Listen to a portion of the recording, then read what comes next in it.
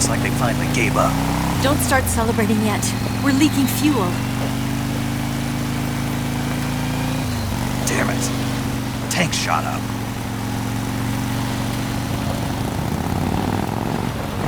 Crap.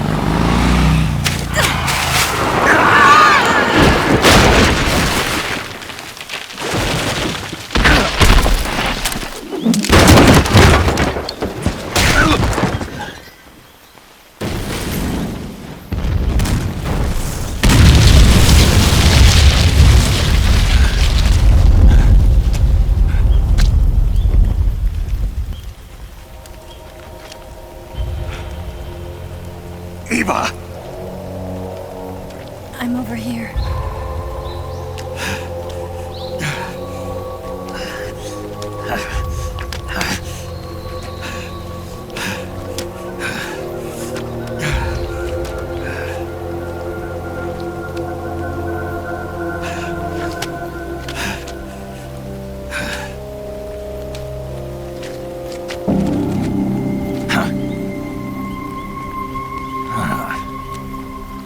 Snake. How's it look? Pretty bad. Not a sensitive bone in your body. Eva, What about you, Snake? I'm fine. That's good to hear.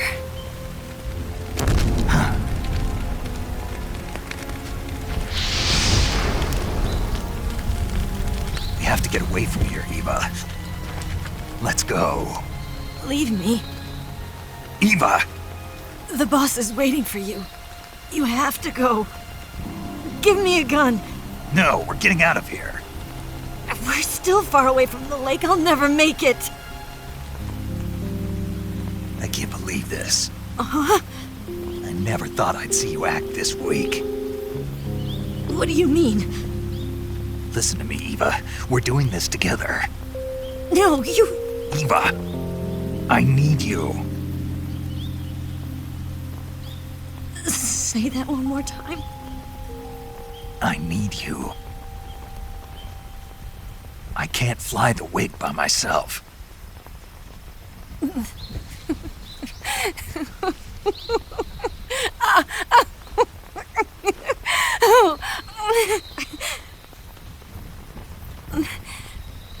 All right, then.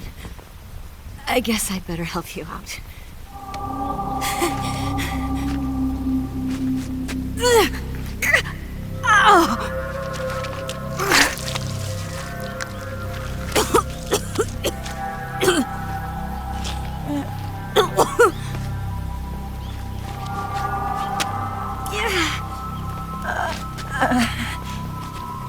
You're lucky to have me.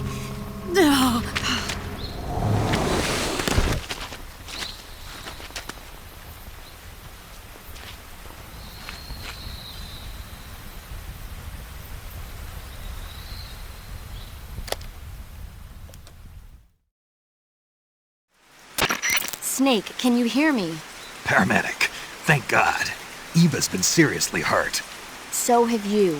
Luckily, I think her organs are all intact, but... Calm down, Snake. Calm down. You'll both be fine as long as you get the proper emergency treatment. But you're the only one who can do this. Understand? So you've got to calm down. Right. Okay. Okay. Now let's open up the survival viewer and treat the injury. Do you have supplies with you? I'm running kind of short. Then by switching the survival viewer over to Eva, you can treat her wounds too. Now get to work. Oh, and Snake, I'm pretty sure you know this already, but if you don't have enough supplies for the both of you, your wounds come first. Huh? Do you get my meaning, Snake? You've still got a mission to complete. Yeah. I know what I have to do. Snake? Like this.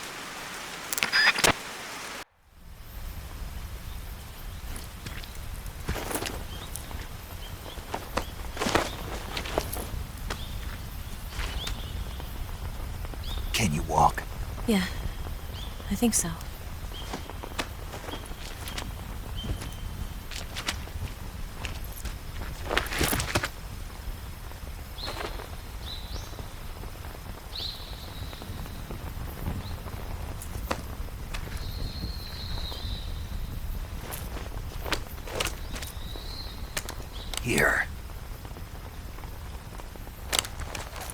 different from the Mauser.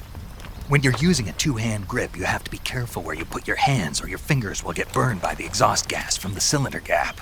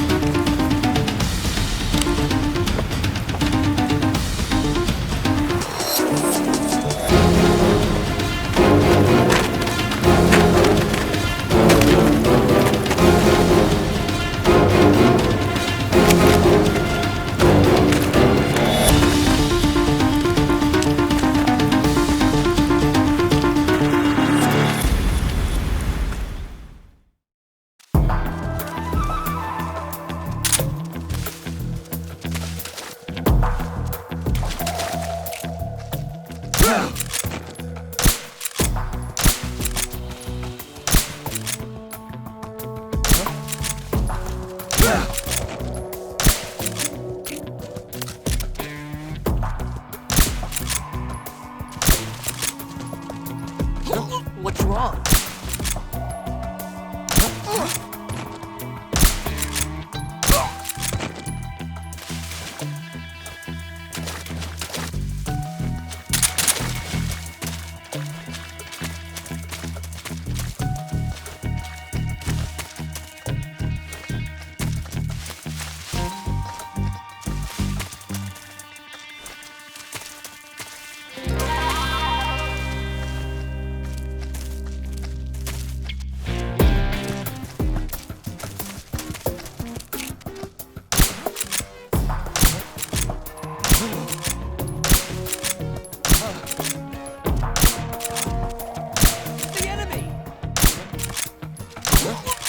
What's wrong?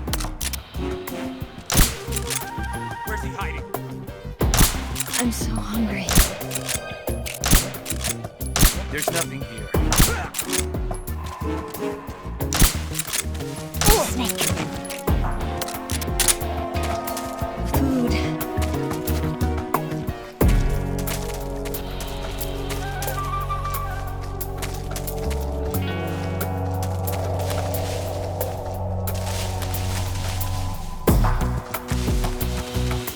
I'm so hungry.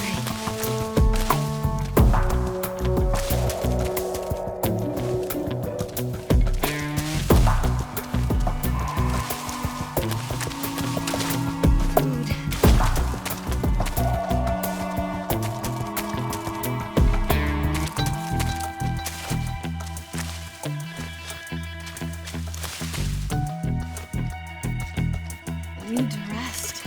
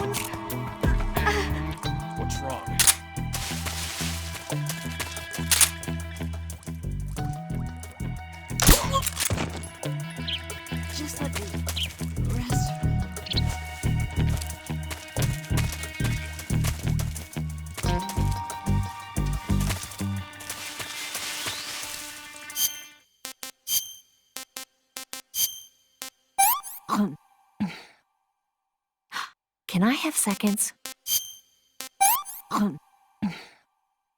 This tastes like crap.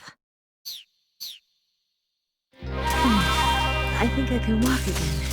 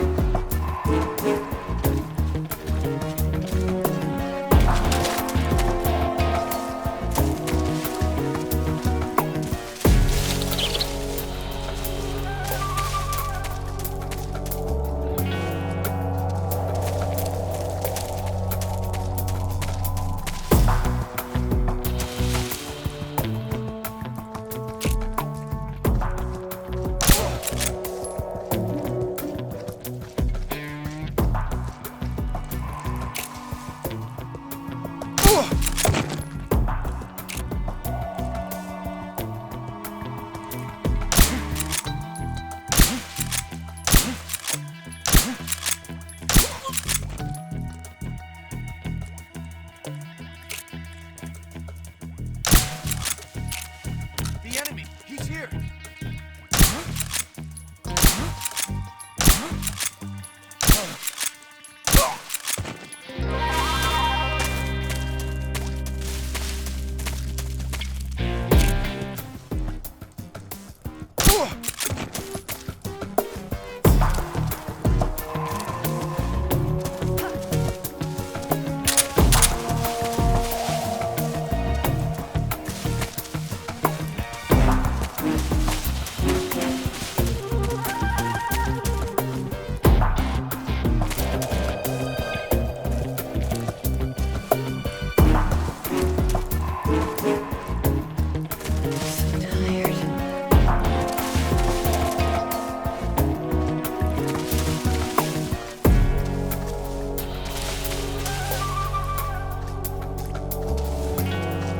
I'm so hungry.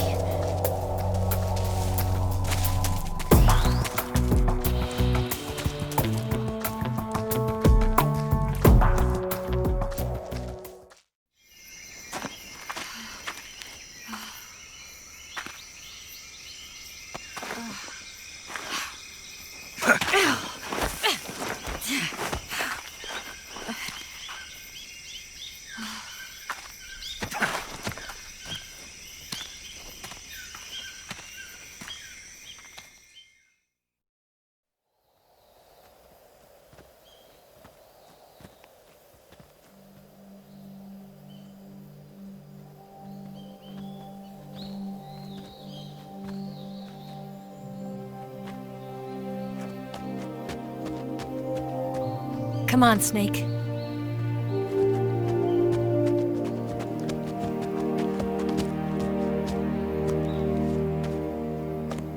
We made it. We made it. Over there.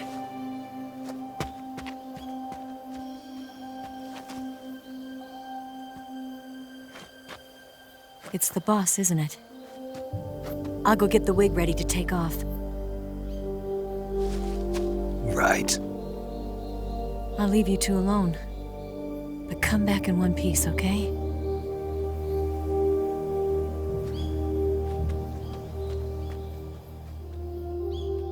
Promise me!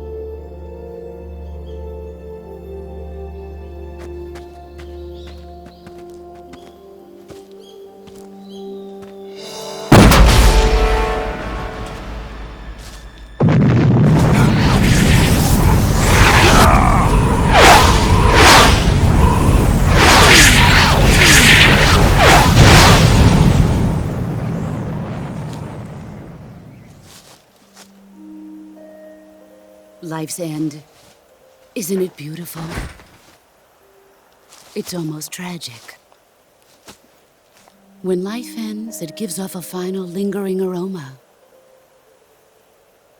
Light is but a farewell gift from the darkness to those on their way to die. I've been waiting, Snake, for a long time. Waiting for your birth, your growth, and the finality of today. Boss, why are you doing this? Why? To make the world one again. The world used to be whole. But with the end of the Second World War, the philosophers began to fight amongst themselves, and the world was torn apart. The Cobras, my comrades who trained and fought alongside me, were torn apart as well. The foibles of politics and the march of time can turn friends into enemies just as easily as the wind changes. Ridiculous, isn't it? Yesterday's ally becomes today's opposition. And this Cold War? Think back. When I was leading the Cobras, America and Russia were fighting together. Now, consider whether America and Russia will still be enemies in the 21st century. Somehow I doubt it. Enemies change along with the times, the flow of the ages, and we soldiers are forced to play along. I didn't raise you and shape you into the man you are today just so we could face each other in battle. A soldier's skills aren't meant to be used to hurt friends. So then what is an enemy? Is there such a thing as an absolute timeless enemy? There is no such thing, and never has been. And the reason is that our enemies are human beings like us. They can only be our enemies in relative terms. The world must be made whole again. The philosophers must be reunited. I will devote my skills to that purpose. And with the Colonel's money, I will achieve that end. Just as I once created the Cobras. They are my family. I may no longer be able to bear children, but I still have a family. It was November 1st, 1951. I was in the Nevada desert participating in atomic testing. The name Nevada is derived from Spanish, covered in snow, white as snow. And snow is exactly what I saw in that Nevada desert. It froze my blood white. Snake, you were an atomic test subject, weren't you? On Bikini Atoll. That's part of the reason I was drawn to you. You and I are alike. We're both slowly being eaten away by the karma of others. We'll never have the chance to die peacefully of old age. We have no tomorrow. But we can still have hope for the future. In 1960, I saw a vision of the ideal future from space. 3 years earlier, the Soviet Union had succeeded in launching Sputnik, the first man-made satellite in history, into orbit. This came as a huge shock to the United States. In response, America threw everything it had into its own manned spaceflight project, the Mercury program. Even as the Soviets seemed poised to send their first man into space, America was still experimenting with chimpanzees and rockets. The government wanted human data. So they secretly decided to send a human being into space. I was the one they chose. At the time, they didn't have the technology to block out cosmic rays, and whoever they sent up would inevitably be exposed to heavy radiation. That's why they chose me. After all, I'd already been irradiated once. Of course, you won't find any of this in the history books. I could see the planet as it appeared from space. that's when it finally hit me. Space exploration is nothing but another game in the power struggle between the US and the USSR. Politics, economics, the arms race, they're all just arenas for meaningless competition. I'm sure you can see that, but the Earth itself has no boundaries. No East, no West, no Cold War. And the irony of it is, the United States and the Soviet Union are spending billions on their space programs and the missile race, only to arrive at the same conclusion. In the 21st century, everyone will be able to see that we are all just inhabitants of a little celestial body called Earth. A world without communism or capitalism, that is the world I wanted to see. But reality continued to betray me. In 1961, I was sent to Cuba, to Bahia de Cochinos. It was part of a CIA-sponsored invasion under the guise of taking Cuban exiles back to their country. But the US government betrayed them. Our weak-kneed president held back their air support. Defenseless, the exiles were annihilated by the Cuban army. All I could do was watch in silence. I was set up by the very country I'd sacrificed so much for, by the very government I dedicated my life to defending. I was driven from the surface world, and I went underground. Then, 2 years ago, I faced the Sorrow, my old comrade in battle. He was my friend. But one of us had to die. I was left with no choice. The Sorrow gave his life for me. There is no enmity between us. One must live, and one must die. That was the mission. The ones who gave me that mission were the philosophers. Early in the 20th century, the true holders of power in the United States, the Republic of China, and the newly formed Soviet Union gathered together in a secret meeting that would later be known as the Wise Men's Committee. The secret pact they formed there marked the beginning of the philosophers. But the last of the original members died in the 1930s. After that, the organization began to run out of control, and the Wise Men's Committee degenerated into a mere shell of its former self. The philosophers of today have no sense of good or evil. Their influence extends to countries and organizations involved in every aspect of every war. They have become war itself. That's how they operate. The sacrifices of war cause a shift in the times. This shift leads to renewed conflict, and in turn triggers the next war. Like a nuclear chain reaction, each conflict sparks countless others, forming an endless spiral that will continue on for eternity. Do you understand what I'm saying, Snake? By consuming me and you, the philosophers intend to keep that cycle going forever. It was my father who explained all of this to me. He was one of them.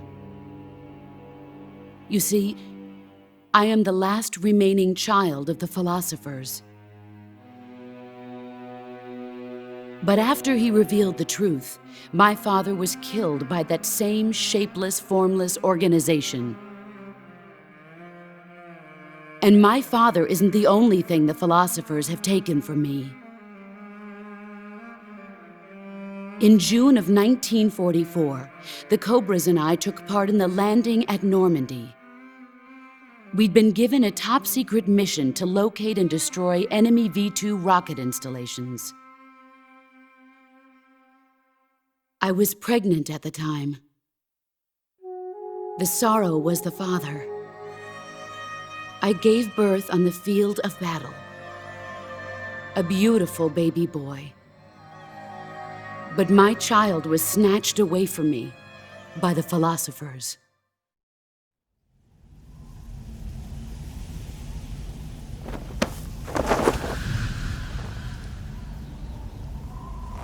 Look at this scar. This is proof that I was once a mother. I gave up my body and my child for my country. There is nothing left inside me now. Nothing at all. No hatred, not even regret.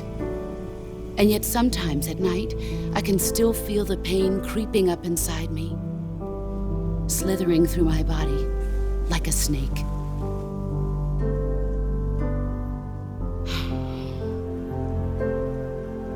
I've never talked this much about myself before. Thanks. Thanks for listening to me.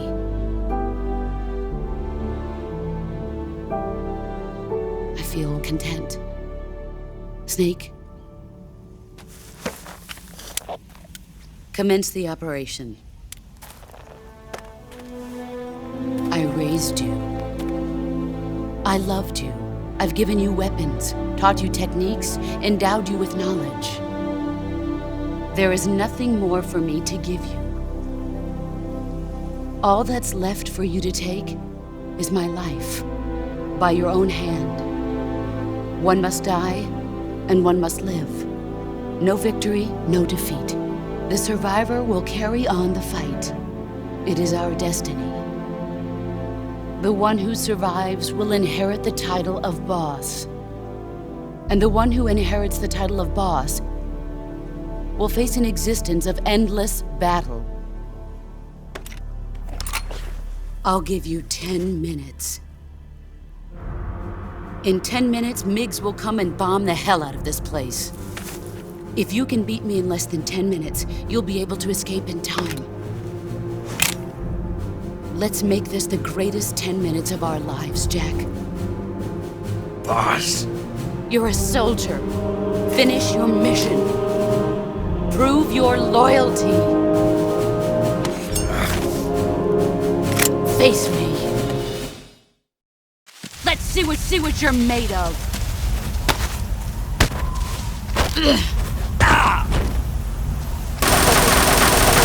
Move or you're dead.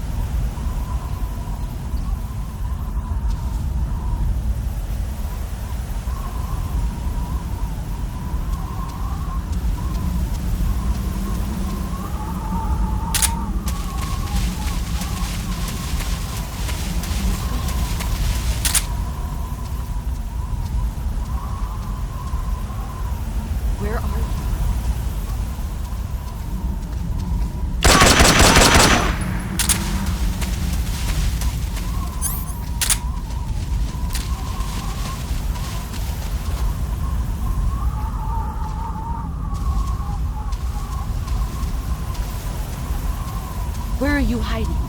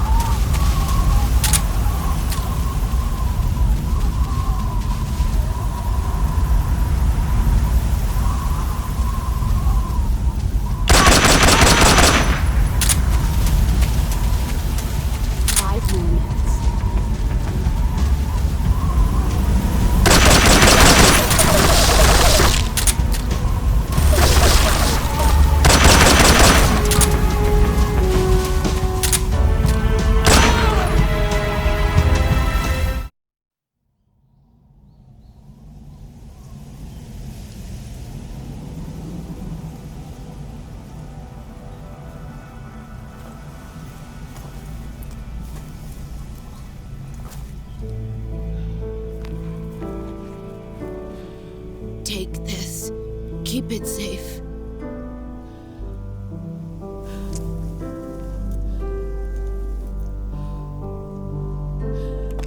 It's our only hope.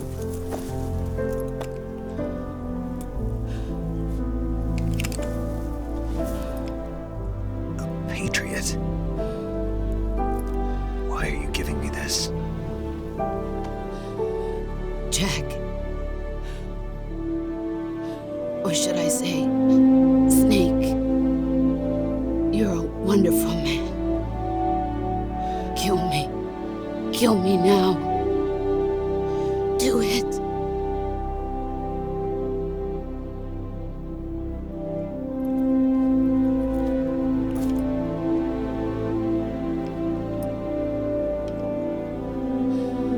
There's only room for one boss and one snake.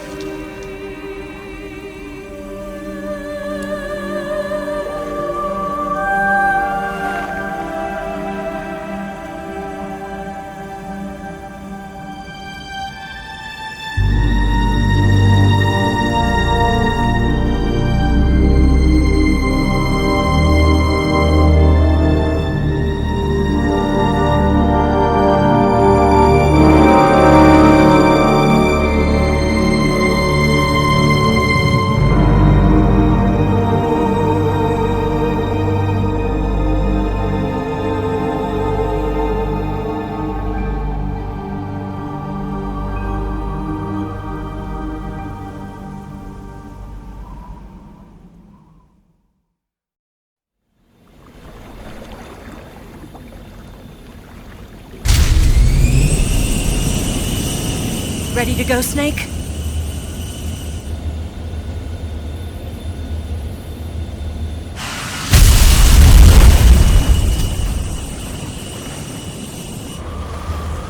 Are you okay? Snake? Yeah.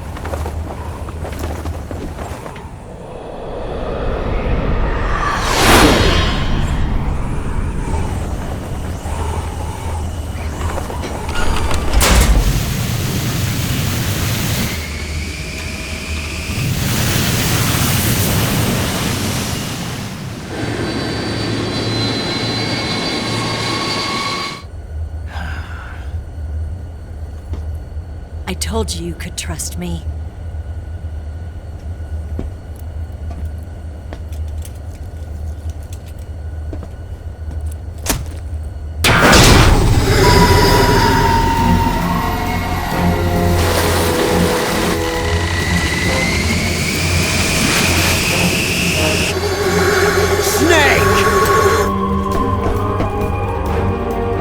Ocelot! We're not done yet!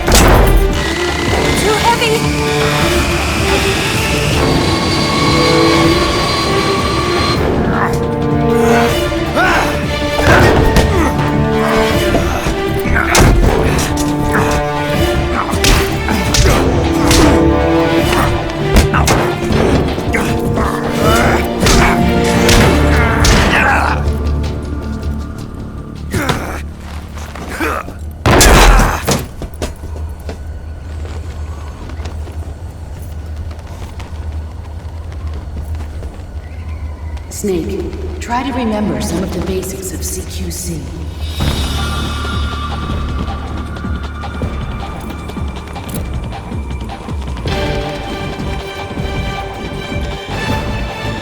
Not good!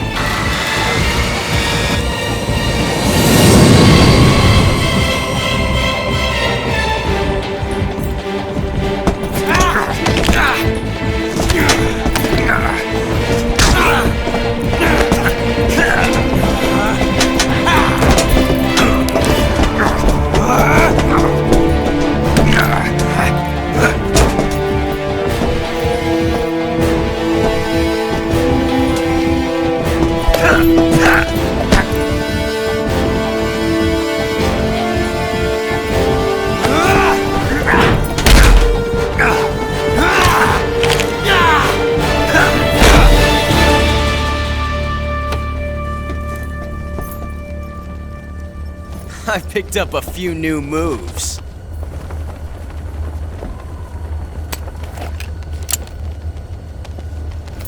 Huh. It doesn't feel right to shoot an unarmed man. But I'll get over it. Eva!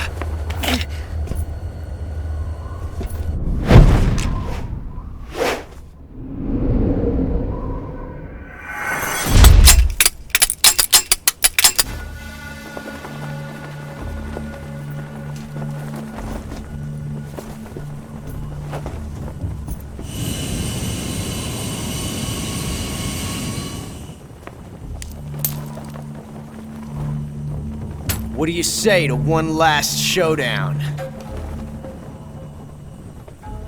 Yeah, all right.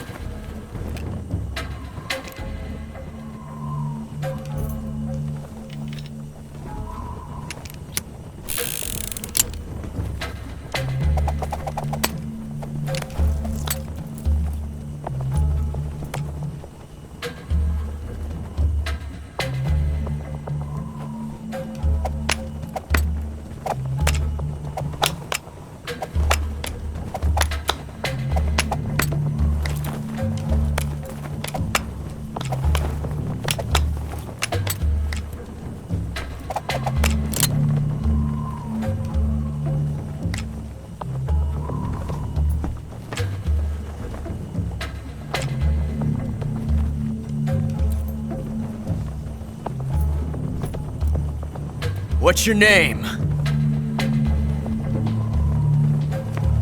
Snake. No, not that name. You're not a snake, and I'm not an ocelot. We're men with names. My name is Adamska. What's yours? John.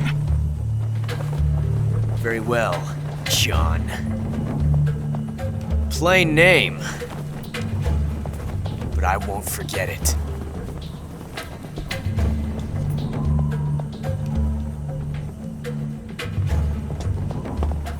Come on!